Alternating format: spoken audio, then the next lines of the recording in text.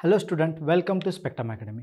आपण पाहतोय ग्रॅव्हिटेशन हा 10th क्लासचा टॉपिक, ज्यामध्ये आपला आजचं लेक्चर 10वं लेक्चर आहे, 10th लेक्चर आहे. आणि यामध्ये आपण ऑलरेडी 9 लेक्चर बनवलेत. तुम्ही आपल्या प्लेलिस्टमध्ये जाऊन तुम्ही चेक करू शकता आणि सगळे लेक्चर्स तुम्ही या ठिकाणी पाहू शकता. तर आपला टॉपिकचं नाव आहे ग्रॅव्हिटेशन आणि या टॉपिकमध्ये आज आपला जो पॉईंट आहे वेटलेसनेस इन स्पेस. म्हणजे आपण स्पेसमध्ये गेल्यानंतर आपलं वेटलेस का फील होतं, वेटलेसनेस नेमकी असते का, वेटलेसनेसमुळे नेमकं काय होऊ शकतं, ह्या सगळ्या गोष्टी आपण पाहणार आहेत या टॉपिक्समध्ये. तर शेवटपर्यंत पहा. याच्यावरती आत्तापर्यंत भरपूर वेळेस क्वेश्चन आणलेत आणि वेटलेसनेसची कन्सेप्ट असणं माहिती असणंही गरजेचं आहे, कारण वेटलेसनेस फार इंटरेस्टिंग कन्सेप्ट आहे.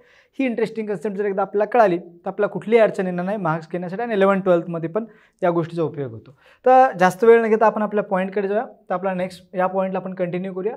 तर वेटलेसनेस इन अ स्पेस म्हणजे काय, तुम्ही कधी पाहिलं असेल, जरी व्हिडिओ यूट्यूबवरती पाहत असताल तर अशा प्रकारचे व्हिडिओज असतात. वेटलेसनेस तुम्ही सर्च केलं तर तुम्हाला असे लेक्चर्स मिळतील ज्यामध्ये पाहू शकता. तर हे एरोप्लेनमधली वेटलेसनेस आहे. ही एक अशी कन्सेप्ट आहे की एक एरोप्लेन असं एका उंचावरती घेतलं जातं आणि तिथून त्याचे इंजिन्स बंद करून त्याला फ्री फॉल केलं जातं, सोडून दिलं जातं. म्हणजे इंजिन बंद केलं जातं. त्यामुळे एरोप्लेन ग्रॅव्हिटीच्या इफेक्टमुळं खाली येतं काही वेळासाठी, काही मिनिटांसाठी, आणि त्याच्यानंतर परत इंजिन चालू करून त्याला परत लिफ्टअप केलं जातं.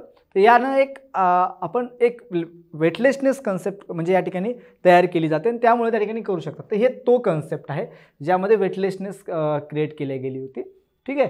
तर मला वाटतं की ही कन्सेप्ट तुम्हाला माहिती असणं गरजेचं आहे. आणि आपण पाहू की वेटलेस इन स्पेस, आणि जर यामध्ये असं जर पाहिलं तर स्पेसमध्ये गेल्यानंतर स्पेसमध्ये पण होऊ शकतं. समजा एखादा स्पेस क्राफ्ट असेल जो स्पेसमध्ये गेला आहे किंवा सॅटेलाईट असेल तर त्याच्यामध्ये वेटलेसनेस काय होतं आपण पाहणार आहेत.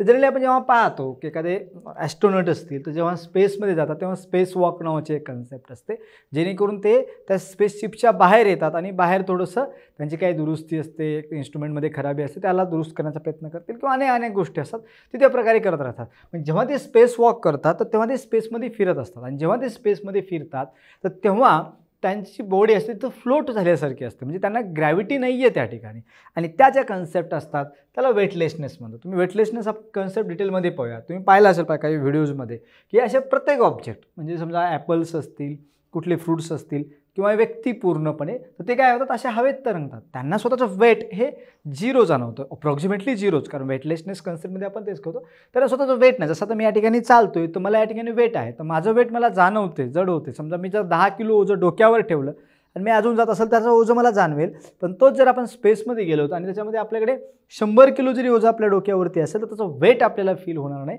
कारण त्या ठिकाणी प्रत्येक ऑब्जेक्टचं वेट काय असतं, झिरो असतं. वेटलेसनेस कंडिशन असते, त्यामध्ये प्रत्येक ऑब्जेक्ट असा तरंगल्यासारखं असतं. म्हणून ते वेटलेसनेस कन्सेप्ट माहिती असणं गरजेचं आहे. या ठिकाणी पाहू शकता तुम्ही बुक्सला पण बांधून ठेवल्यासारखं ठेवले, कारण प्रत्येक ऑब्जेक्ट फ्लोट होत असतो. प्रत्येकाला या ठिकाणी पेपर क्लिप करून ठेवलेलं आहे. प्रत्येक ऑब्जेक्ट अटॅच करावे लागतात, कारण त्यांना ग्रॅव्हिटी नाही आहे. ग्रॅव्हिटीमुळे ते ग्राउंडसोबत अटॅच होऊ शकत नाही, कारण त्या ठिकाणी ग्राउंड नाही आहे. हे सायंटिस्ट तुम्हाला माहिती असतील, कोणाला यांचं नाव माहिती असेल कमेंटमध्ये सांगा. ओके. तर हे फेमस सायंटिस्ट आहेत. यांनी पण एकदा स्पेसमध्ये ऑब्वियसली तुम्ही जर www.zerogravity.com म्हणजे याच्यावरती जर तुम्ही गेलात तर याच्यामध्ये हीच कन्सेप्ट आहे की स्पेसमध्ये एरोप्लेनमध्ये घेऊन जालं जातं आणि तिथून त्या ठिकाणी एरोप्लेनला फ्री फॉल करून वेटलेसनेस कन्सेप्ट क्रिएट केली जाते. तर यांनी पण स्वतःचा वेटलेसनेस हा कन्सेप्ट ट्राय केला. हा स्पेसमध्ये नाही आहे, पण एका एरोप्लेनमध्ये पण त्यांनी वेटलेसनेस कन्सेप्ट त्या ठिकाणी केली फ्री फॉलिंगचा वापर करून. तर तुम्ही यांचं नाव मला कमेंटमध्ये सांगा. चालेल. आता space travellers as well as the object in the spacecraft appears to be a floating. म्हणजे आपण जेव्हा एखादा स्पेस ट्रॅव्हलर असेल, स्पेस ट्रॅव्हलर म्हणजे तुम्हाला मी आत्ताच बोललो की आपण म्हणतो ॲस्ट्रोनॉट्स म्हणतो. ते ॲस्ट्रोनॉट जेव्हा स्पेसमध्ये जातात तेव्हा ते आपण इथून अर्थहून, तुम्हाला माहिती आहे आपल्याकडे कल्पना चावला आहे, सुनीता विल्यम्स आहेत, नील आर्मस्ट्रॉंग आहे, असे अनेक म्हणजे ॲस्ट्रोनॉट्स म्हणू शकतो आपण, सायंटिस्ट म्हणण्यापेक्षा. तर ते स्पेसमध्ये गेलेले आहेत, आणि जेव्हा ते स्पेसमध्ये गेले तर त्यांना आपण स्पेस ट्रॅव्हलर्स म्हणतो, किंवा स्पेस क्राफ्टमध्ये जेव्हा ते असतात ते अपेअर्स टू बी फ्लोटिंग. फ्लोटिंग म्हणजे हवेत तरंगल्यासारखं. म्हणजे एखादा पक्षी कसा हवेमध्ये राहतो, पक्षाला तरी हवेत राहण्यासाठी पंख फडफड करावे लागतात. यांना असं काहीही न करता ते त्या स्पेस क्राफ्टमध्ये असे फ्लोट होतात, आणि जेव्हा ते फ्लोट होत असतात that condition is called as a weightlessness. Okay. त्याचा आन्सर ते दिले. Space craft is at a height from the surface of the earth, value of g is there is not zero. लक्षात ठेवा. भरपूर लोकांचं असं म्हणणं असतं की समजा ही अर्थ आहे, याच्याभोवती सॅटेलाईट जर फिरत असेल किंवा स्पेस क्राफ्ट असेल तर भरपूर जणांचं म्हणणं असतं की सॅटेलाईटमध्ये किंवा स्पेस क्राफ्टमध्ये ग्रॅव्हिटी झिरो असते. म्हणजे हा या ठिकाणी आहे, तो जास्त हाईटला आहे आणि हाईट जास्त असल्यामुळे याची व्हॅल्यू काय असते 0 असते आणि त्यामुळं ग्रॅव्हिटी 0 झाल्यामुळे आपला वेटचा फॉर्म्युला माहिती आहे, weight is equal to mg आणि g 0 असल्यामुळे वेट पण काय होतं 0 होतं. असं भरपूर जणांना वाटतं, बट इट इज रॉंग, कारण ग्रॅव्हिटी 0 नाही आहे त्या ठिकाणी, कारण ग्रॅव्हिटेशनल फोर्स हा व्हेरी लॉंग रेंज फोर्स आहे. कितीही दूर अंतरापर्यंत जा तो ॲक्ट होत असतो, मग तो 0 कधी होणार नाही आहे. जर ग्रॅव्हिटी 0 होत नसेल म्हणजे gravity is not equal to 0, तर ग्रॅव्हिटी 0 नाही आहे म्हणजे वेटलेसनेस आहे, त्या ठिकाणी वेट कमी जाणवतं किंवा 0 वेट जाणवू शकतं, पण त्याचा अर्थ हा नाही आहे की त्या ठिकाणची ग्रॅव्हिटी 0, ते रिझन ग्रॅव्हिटी 0 हे नाही आहे. लक्षात, बरोबर आहे. There is a space station of value g is only जवळपास किती पर्सेंट असते 11%, less than its value on the space of earth, म्हणजे 11%नी कमी असते. ओके, कोणापेक्षा? आपल्या अर्थ सरफेसपेक्षा, म्हणजे आपल्या अर्थ सरफेसपेक्षा फक्त 11%नी ग्रॅव्हिटी कमी आहे, म्हणजे जवळपास त्या ठिकाणची ग्रॅव्हिटी भरपूर प्रमाणात असते. बट त्यामध्ये प्रॉब्लेम काय? The height of the spacecraft is not the reason for their weightlessness. मी तुम्हाला म्हटलं आत्ताच की आपली जी हाईट आहे, म्हणजे असं काही जणांना मी म्हटलं ना की भरपूर जणांना वाटतं की स्पेसक्राफ्टमध्ये वेटलेसनेस का आहे, तर त्या ठिकाणी ग्रॅव्हिटी 0 आहे असं आन्सर देतात. हे चुकीचं आहे, कारण स्पेसक्राफ्टमध्ये ग्रॅव्हिटी 0 आहे म्हणून वेटलेसनेस नाही आहे, तर ते काय हाईटला आहेत त्यांना ग्रॅव्हिटी 0 आहे हे रिझन चुकीचं आहे. त्याचं रिझन वेगळं आहे, त्याचं कारण रिझन तुम्हाला सांगतो. रिझन असं की weightlessness is caused by the being a state of free fall, कारण तो जो सॅटेलाईट आहे तो अर्थभोवती फिरतोय आणि तो जो मूव्ह होतोय सर्क्युलर ऑर्बिटमध्ये, that is called as a free fall, त्याला आपण फ्री फॉल म्हणतो. आणि त्या फ्री फॉलमुळे तो काय करतोय आपला, तो फ्री फॉलिंग आहे. म्हणजे एखादा फ्री फॉलिंग ऑब्जेक्ट, जर एखादा ऑब्जेक्ट अर्थकडे फ्रीली फॉलिंग होतील, समजा आपण या ठिकाणी एक व्यक्ती विचार केला पॅराशूट घेऊन तो फ्री फॉल होतोय, ओपन नसेल पॅराशूट, तर तो जेव्हा तो व्यक्ती फ्री फॉल होईल तर त्यावेळेस त्याची जी ग्रॅव्हिटी असते ती इफेक्ट 0 होतो, कारण फ्री फॉल कारण ग्रॅव्हिटीचा इफेक्ट 0 होतो आणि त्यावेळी वेटलेसनेस फील होतो. याचा अर्थ ग्रॅव्हिटी 0 असा होत नाही आहे, तर ते जे वेटलेसनेस येते कुठे त्या स्पेसक्राफ्टमध्ये, तर due to the free fall. आता भरपूर जणांना प्रश्न पडतो की नेमकं फ्री फॉल कसं काय म्हणू शकतो, कारण फ्री फॉल म्हणते वेळेस आपल्याला माहिती आहे what is a free fall. तर फ्री फॉल काय असतं, आपण याच्या अगोदरच्या लेक्चरमध्ये पाहिले की फ्री फॉल म्हणजे काय. तर फ्री फॉल म्हणजे काय, तर only gravitational force acting on object, there is no other force, म्हणजे फक्त ओनली कोणता फोर्स पाहिजे आपल्याकडे, ग्रॅव्हिटेशनल फोर्स ॲक्ट होतो त्या ऑब्जेक्टवरती, नो अदर फोर्स, म्हणजे कुठलाही दुसऱ्या प्रकारचा फोर्स त्याच्यावरती ॲक्ट होत नाही. आणि यालाच आपण काय म्हणत असतो, फ्री फॉल. म्हणजे फ्री फॉल होण्यासाठी काय अशाची गरज आहे, ग्रॅव्हिटेशनल फोर्स असतो पण त्याच्यावरती दुसऱ्या कुठलाही फोर्स नसतो, आणि यामुळे आपण त्या ठिकाणी त्या स्पेसक्राफ्टमधल्या ऑब्जेक्टवरती ग्रॅव्हिटेशनल फोर्स ॲक्ट आहे, याचा अर्थ तो फ्री फॉल आहे असं म्हणू शकतो. पण ग्रॅव्हिटी 0 असं होत नाही, कारण फोर्स आहे म्हणजे ग्रॅव्हिटी काही ना काही त्याच्यावरती असणारच.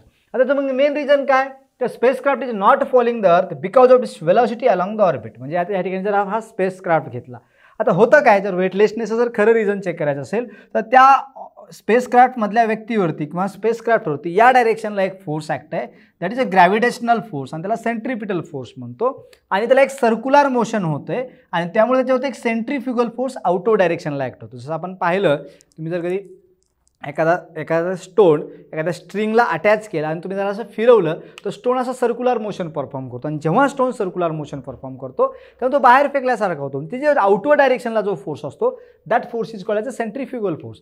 मग या ठिकाणी होतं काय की ग्रॅव्हिटेशनल फोर्स आणि सेंट्रिफ्युगल फोर्स जे ते एकमेकांना इक्वेट करतात, आणि दोघं एकमेकांना इक्वेट झाल्यामुळं नेट फोर्स काय असतो त्या ठिकाणी, नेट फोर्स इक्वल टू 0 होतो. आणि त्या नेट फोर्स 0 झाल्यामुळे वेटलेसनेस कन्सेप्ट येते. पहा, त्यावरती ग्रॅव्हिटेशनल फोर्स आहे का, आहे. ॲक्सिलेशन ड्यू टू ग्रॅव्हिटी आहे का, आहे. म्हणजे ग्रॅव्हिटेशनल फोर्स पण आहे, ॲक्सिलेशन ड्यू टू ग्रॅव्हिटी पण आहे, तरी पण त्या ठिकाणी वेटलेसनेस फील होतो, कारण ग्रॅव्हिटेशनल फोर्सला त्याच्या व्हेलॉसिटीमुळे आलेला सेंट्रिफ्युगल फोर्स कॅन्सल आउट करतो, आणि दोघांचा रिझल्टंट फोर्स त्या ठिकाणी 0 असतो, आणि नेट फोर्स 0 असल्यामुळे वेटलेसनेस फील होते. म्हणजे spacecraft is not a falling on the earth because of its velocity along the orbit. म्हणजे हा जो ऑब्जेक्ट आहे अर्थवरती पडत नाही आहे, कारण तो असा सर्क्युलर मोशनमध्ये परफॉर्म करतोय. Okay, the only force acting on it is gravitational force of the earth and therefore it is free falling. आपण त्याला फ्री फॉलिंग म्हणू शकतो, म्हणजे ॲक्च्युली फॉल होत नाही आहे, पण फ्री फॉल होण्यासाठी म्हटलं आता हां काही जणांचं म्हणणं असेल की सर सेंट्रिफ्युगल फोर्स पण त्याच्यावरती आउटवर्ड ॲक्ट आहे. Actually it is pseudo force, आपण त्याला सिडो फोर्स म्हणतो. It is a due to the effect of the velocity, पण त्याच्यावरती एक फक्त ग्रॅव्हिटेशनल फोर्स ॲक्ट आहे जो की डाऊनवर्ड डायरेक्शनला त्याच्यावरती ॲक्ट होतो, आणि याच रिझनमुळे आपण त्याला फ्री फॉल म्हणू शकतो. आलं लक्षात.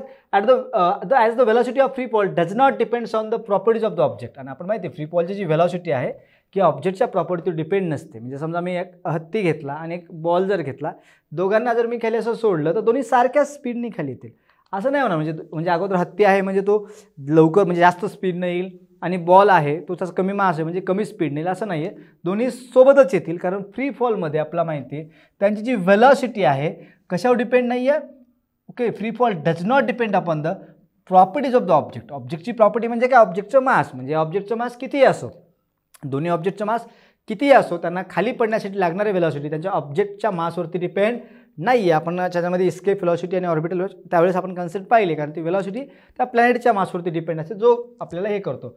Velocity of free fall is same for the space craft traveller and the object in the space craft. म्हणजे समजा हा स्पेस क्राफ्ट आहे, हे फ्री फॉलिंग होत आहेत किंवा फ्री फॉलिंगचा सर्क्युलर मोशन परफॉर्म करतात, कारण त्याच्यावरती फक्त ग्रॅव्हिटेशनल फोर्स लागते. तर त्यावेळेस याची स्पीड नंतर या स्पेसक्राफ्टची स्पीड किंवा कुठला एखादा ऑब्जेक्ट त्या स्पेसक्राफ्टमध्ये आहे ते प्रत्येकाची स्पीड आहे, प्रत्येक याची स्पीड काय राहते, सेम राहते. त्यांची जर स्पीड आपण पाहिली तर स्पीड किती राहणार आहे, व्ही. सगळ्यांची स्पीड सारखी राहते, कारण का मास कमी म्हणजे स्पीड कमी, मास जास्त म्हणजे स्पीड जास्त, असं कुठलंही रिलेशन नाही आहे. म्हणजे त्या ऑब्जेक्टची प्रॉपर्टी काहीही असू द्या, त्या सगळ्यांची स्पीड काय राहते, सेम राहते. म्हणजे जर कुठलेही ऑब्जेक्ट आपण घेतले त्या प्रत्येक ऑब्जेक्टची स्पीड सेम राहते. मग प्रत्येक ऑब्जेक्टची स्पीड सारखी राहण्यामागचे रिझन आहे की कारण जो फ्री फॉलिंग ऑब्जेक्ट असतो त्याची स्पीड त्याच्या मासवरती किंवा त्याच्यावरती डिपेंड नसते.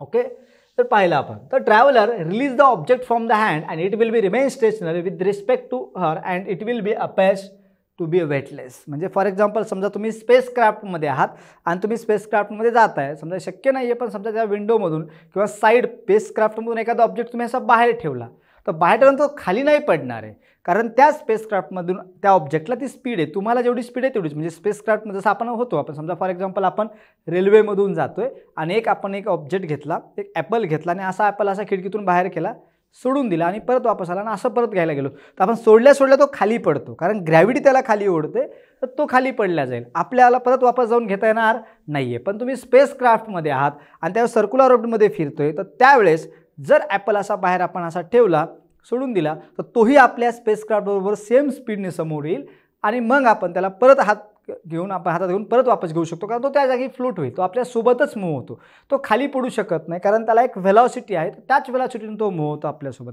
म्हणजे सोप्या भाषेमध्ये स्पेस क्राफ्ट किंवा स्पेस क्राफ्ट होत असलेले प्रत्येक ऑब्जेक्ट ट्रॅव्हलर हे सगळे सेम स्पीडने जातात आणि कुठलाही ऑब्जेक्ट जर आपण त्या स्पेस क्राफ्टमधून जर बाहेर टाकला तर तो आपल्या बाहेर ठेवला तर तो आपल्याला स्टेशनरी वाटेल, कारण तिथंच राहील थोड्या वेळानंतर. पण का, कारण आपण रेल्वेमध्ये म्हटलं, आपण रेल्वेमध्ये जर समोर जात असताल आणि असं जर ॲपल या ठिकाणी ठेवला खिडकीच्या बाहेर आणि सोडून दिला आणि आपण परत आत घेतला तर आपण पुढे निघून जातो, ॲपल खाली पडतो.